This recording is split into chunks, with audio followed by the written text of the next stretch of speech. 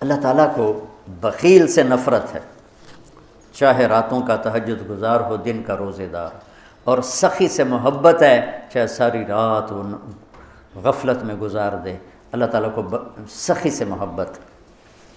بخیل سے اللہ دوستی لگاتا نہیں، اور سخی سے اللہ دوستی توڑتا نہیں۔ اور سخاوت کا تعلق پیسے سے نہیں، دل سے ہے، دل کی کیفیت ہوتی ہے۔ شیطان ایک دفعہ کسی کو ملا تو اس نے بنی اسرائیل کے کسی عابد کو ملا، انہوں نے پوچھا تجھے کون لوگ پسند ہیں؟ کہا ایک جو شراب پیتا ہو مجھے بڑا اچھا لگتا ہے، ایک بہت زیادہ غصے والا ہو مجھے بڑا اچھا لگتا ہے، اور ایک بخیل ہو کنجوس تو مجھے بڑا اچھا لگتا ہے۔ اور کہنے لگا اگلی بتاؤں، اگر کوئی بدبخت تینوں ایک ہی جگہ جمع ہو جائیں، بخیل بھی ہو، غصے والا بھی ہو، نشے والا بھی ہو، پھر وہ پیر ہوتا ہے، میں مرید ہوتا ہوں۔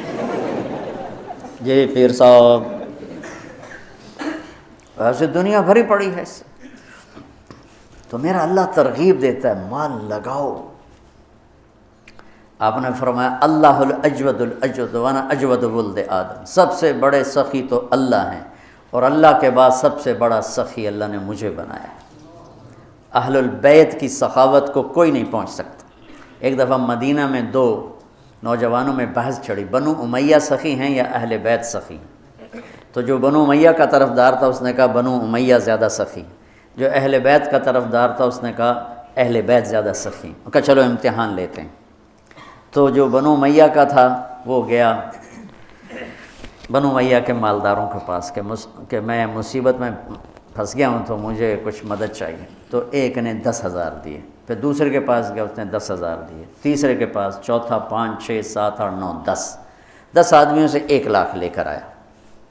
یہ گیا عبداللہ بن جعفر کے پاس، ضرورت مندوں کو چاہیے، انہوں نے 1 لاکھ دے دیا۔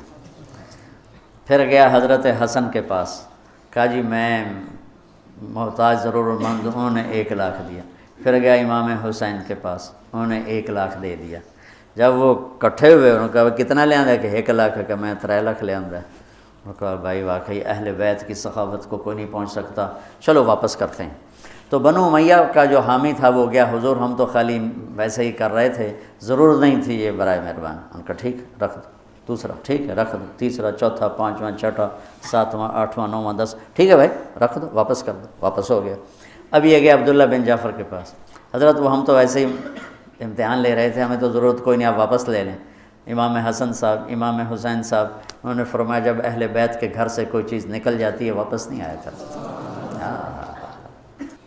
تو اللہ سے مانگو کہ اللہ ہمیں سخی بنائے۔